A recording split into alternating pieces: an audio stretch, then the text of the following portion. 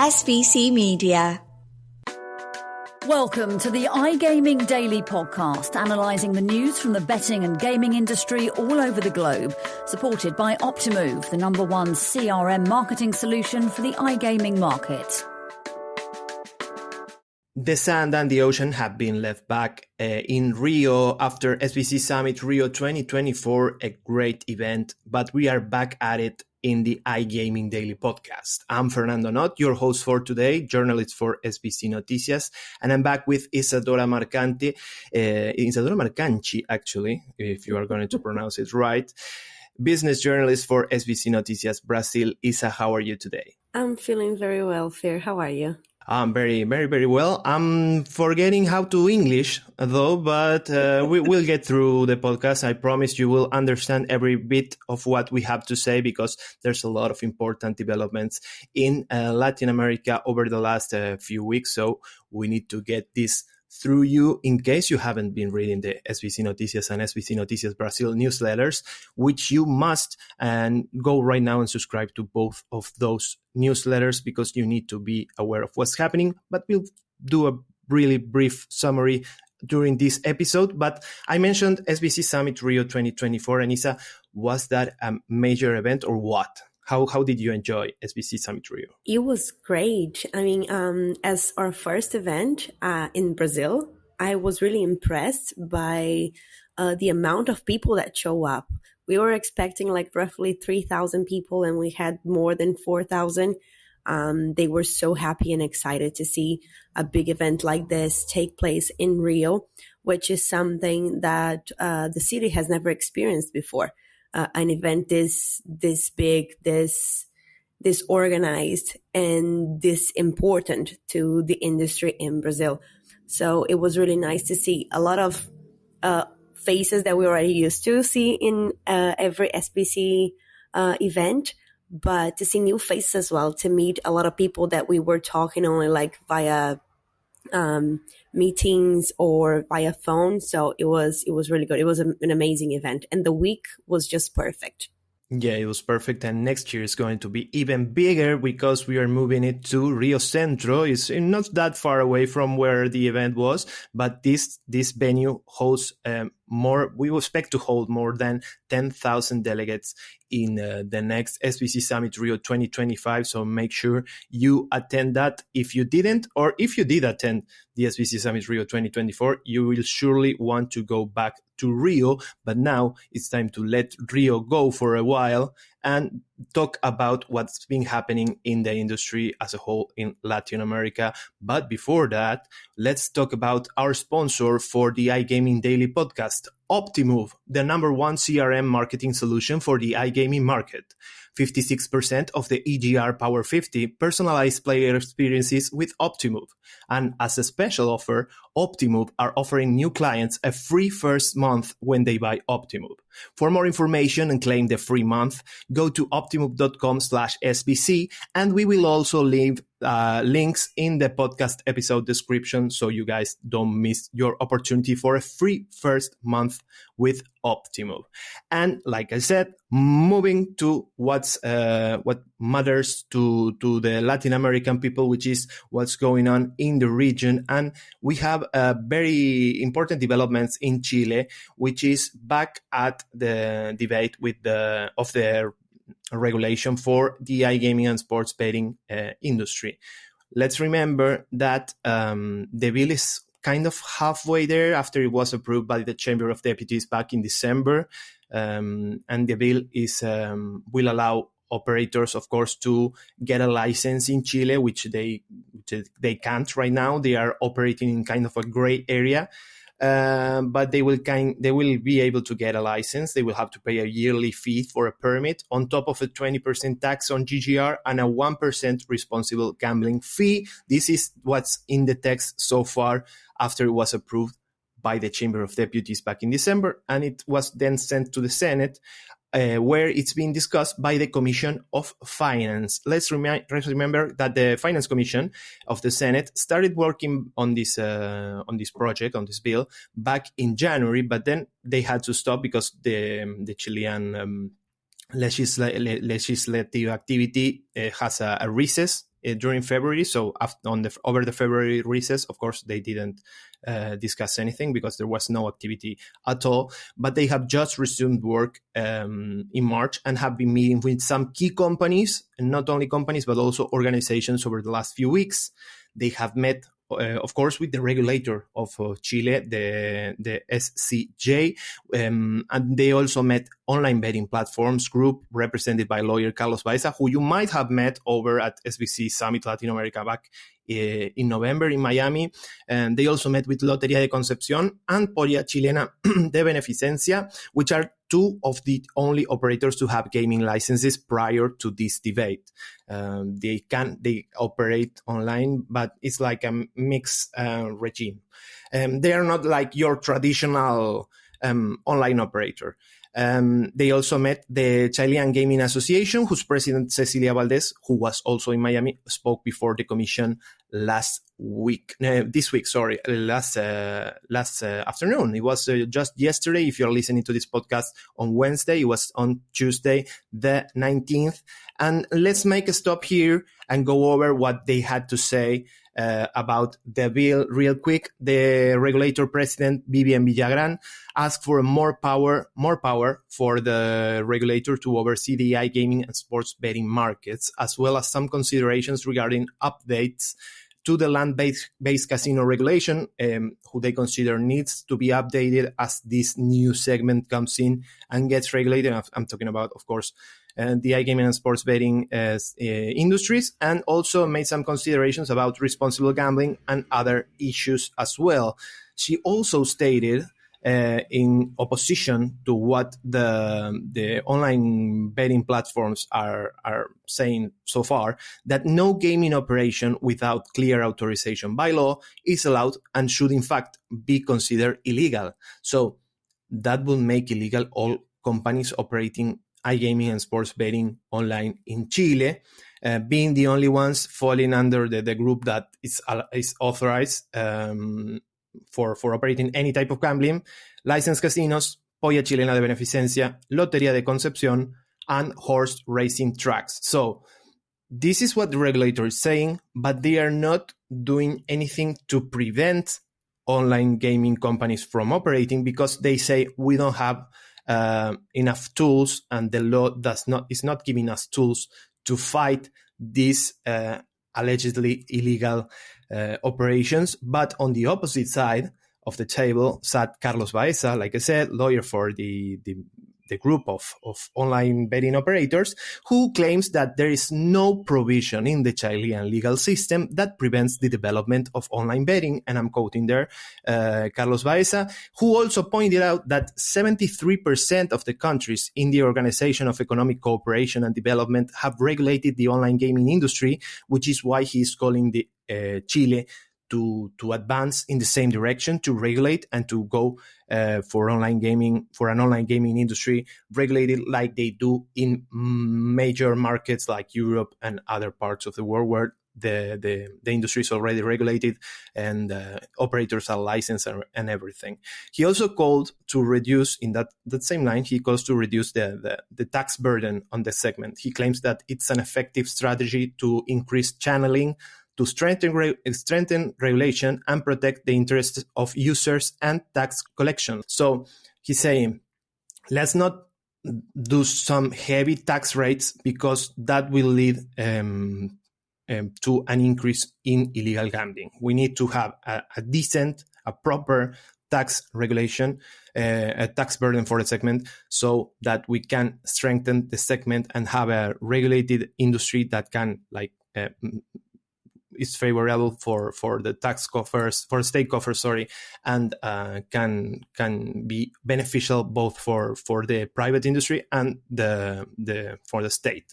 But on their end, Lotería de Concepción and Polla Chilena also spoke before the Finance Commission and called for a symmetric regulation, and called to avoid regulating in such way they might be cannibalized by new players in the market. And I'm talking, of course, about operators of online casinos and sports betting.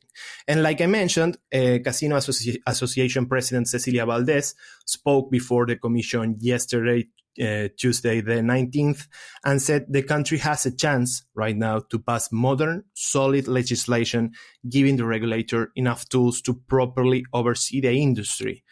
However, she did criticize some of the tax articles in the bill, specifically targeting the responsible gambling fee I mentioned before. And she says it will be collected by the wrong government body. Like, it's supposed to be collected by one body in order to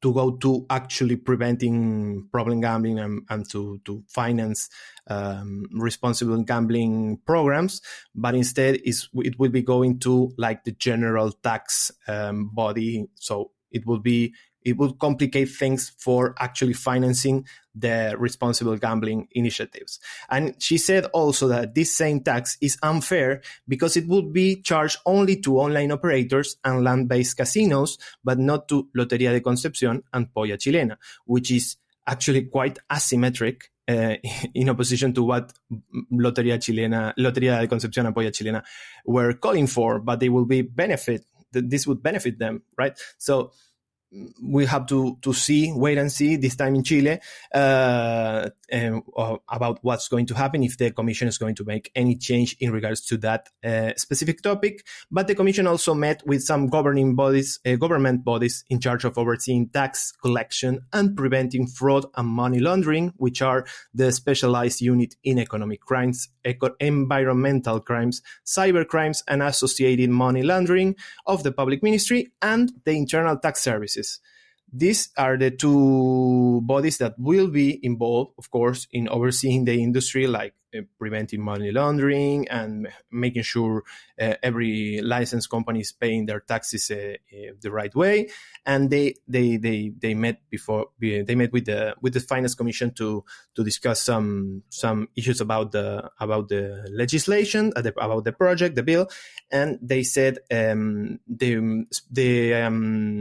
they need actually to have a better communication channel with the regulators and everything in order to make it easier to control all these potential activities. And I'm talking about, of course, money laundering and tax payments. The Commission will now continue meeting over the next few weeks before they issue their final opinion, and then they will send, once they issue their opinion, they will send the bill to the Senate floor for the final debate that Chile is expecting, because there is an operating online casino and sports betting industry right now, but they don't have like the proper regulatory framework to actually work like they are supposed to work, or in a healthy way that's beneficial, like I said, for both the private sector and the public and the public in general. But the Commission will continue the debate, like we will continue this podcast right after this quick ad break. SBC Leaders connects the gambling industry's top-tier operators and associations to share the best ideas, collaborate on solving the biggest issues, and push innovation throughout the betting and gaming industry. If you're an operator and want to join the discussion, visit sbcleaders.com for more information. And we are back with the iGaming Daily podcast now to talk about something that's been going on in Brazil, because if we have Isadora Marcante with us, we want to make the most out of it, or out of her maybe. But last year, the IBIA, the International Betting Integrity Association, registered 22 reports of suspicious activity in South America. Like, we're talking about match fixing, but it's not like it's like reports of suspicious activity. It's not necessarily a proven match fixing case, but they did register 22 in South America, half of which happened in Brazil. However, while we'll still wait and see, #wait and see Brazil, while we wait for the regulation to happen, the Senate is moving forward to tackle the issue, Isa. Yes. Well, Romário, or former footballer and current senator in the Congress, announced last week that he was going to collect signatures to open a CPI, which is like a special investigation commission that we have here in Brazil, to investigate match fixing in football matches and in sports betting. So he managed to collect the signatures, and he sent back to the president of the Senate, which is Rodrigo Pacheco. And Rodrigo, on the 12th, like just the day after Romario said that he was going to collect the signatures, he read the requirements to create these sports betting CPI. So now the CPI will be created, and then it will have it will last for 180 days maximum, and it has to be made by 11 senators as like main senators who are going to be investigating this, and another 7 that will be like substitutes for these 11 main senators. So like you said, Fair, we have to wait and see what's going to happen now. They need to finalize all the last steps in order to create the CPI. And let's see what's going to happen. Let's see if they're going to find out anything, especially like Romario mentioned that the need of creating the CPI is due to all the match fixing cases that we've been seeing since the operations Penalidade Máxima 1 and 2, or if you want to translate them into English, you can say like maximum penalty 1 and 2 that we had in 2022 here in Brazil in the beginning of 2023. And after those operations, more cases were found out, and more players and trainers and everyone involved in football, not everyone, but a lot of people involved with those footballers were either convicted, suspended, banned from football. So right now, Romario said that it's the chance that the chance that they have to prevent other match fixing problems in the future, especially with the regulation law that was published last year. So yeah, #let's wait and see. But who's not waiting and seeing is the CBF, actually. We were talking about Romario. Sorry if I say Romario. I can't say they are like you Brazilians say it. But Romario is a legend of the Brazilian national team, and the CBF, who is in charge, of course, of the national team, has also been addressing the match-fixing issue. Yes, CBF and the Sport Integrity Global Alliance, or SIGA, they signed a cooperation agreement to promote integrity in football, which I think is a very nice and a good step towards a very healthy environment in sports betting and in sports in general, like in football. So they formalized this agreement last week in Rio, where we were a couple of weeks ago for SBC Summit Rio. And they call as a historic agreement because as part of the agreement, CBF, SIGA, and the regional subsidiary of SIGA in Latin America, they will cooperate in several areas.